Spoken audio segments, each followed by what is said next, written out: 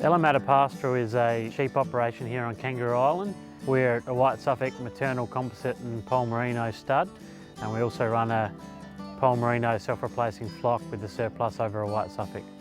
My name's Heinrich and I've taken over the management here of our family property. Still work very closely with my parents, Andrew and Tracy Heinrich, plus we have multiple staff in Kayla, Stephen and Lily working for us at the moment. We've had a closed flock here at Matta since 1999. The reason for this is just to minimise any chance of bringing disease onto our property. The main reason we do biosecurity is not just for the health of our own animals, but because we're a stud selling over 500 rams a year and pushing genetics as hard as we can, we really want to make sure that our clients are not only getting the best genetics possible, but the healthiest animals they can possibly.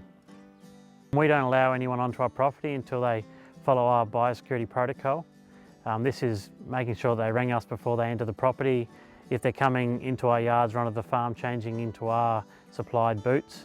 A few of our common visitors, like our agents, they actually have their own boots that they keep here so they can wear boots that they're most comfortable in, so we keep them separate with their name on them.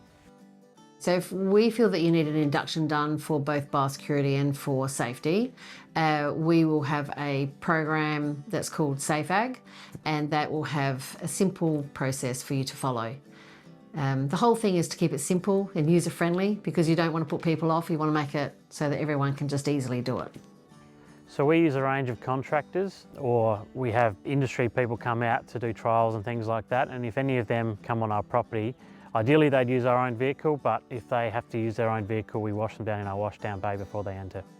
So when we have contractors come into the yards, whether that's shearers or preg scanning or fat and muscle scanning, obviously they have to bring their own equipment. So to really make sure that we don't bring any diseases in, we wash all their equipment very thoroughly, but we also foot bath all our sheep on the way out of the yards, just in case, the very small chance they pick something up, it takes it off their feet straight away.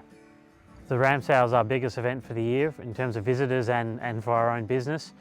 We sell over 300 rams just in the sale alone, and usually have 200 odd people visit. Obviously we can't provide boots for all of those people, so for that exception we make sure that everyone cleans their boots as they enter, and we inspect their boots before they walk into the areas. So once the boots have been inspected by Tracy, she gives them a wristband so we know that they've actually been inspected and not somehow sneaking past. And then if they ever go back out of their car, we just make them walk back through the footpath on the way in, just to really minimise any chance of anything being brought into our sale.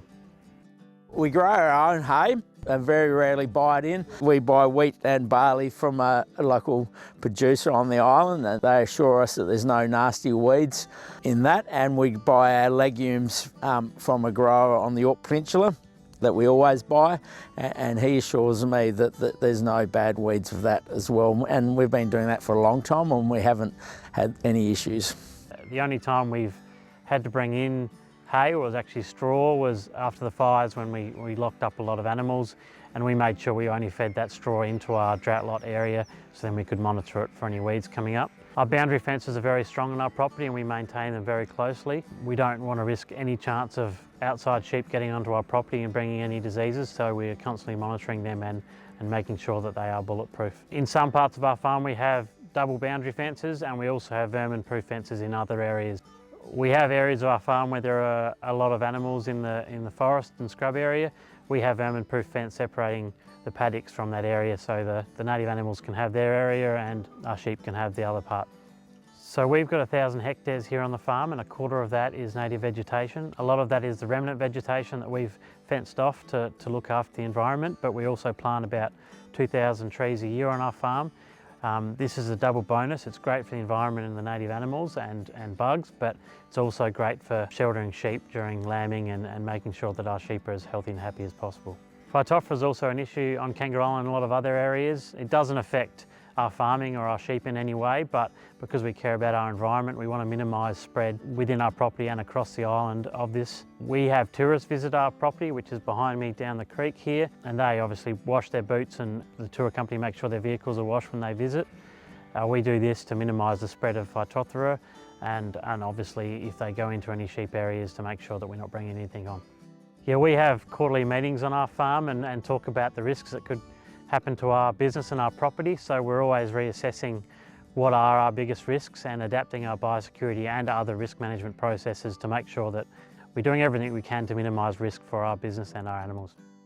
I think the reason we wanted to do biosecurity is that most other agricultural sectors have to do biosecurity, and with sheep and especially, there's not a lot in place.